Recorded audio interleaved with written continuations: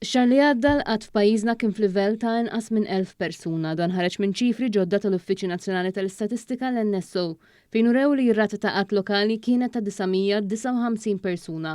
Dawn ir-riżultati pożittivi komplew jiġu irreġistrati minkejja sfidi internazzjonali bla preċedent li kien hemm mill-2020 l-hawn, inkluż bħalissa bil-gwerra fl-Ukrajna u dik fil-Lvant Nofsani.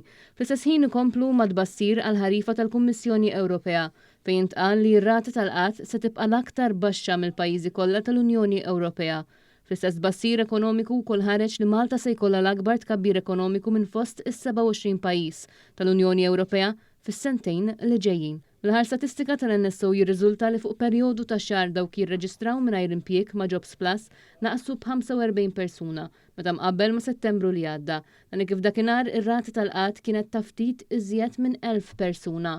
Minn dawn iċ-ċifri joħroġ ukoll li l-qatt fost il-persuni b'diżabilità kien ta' 240 persuna.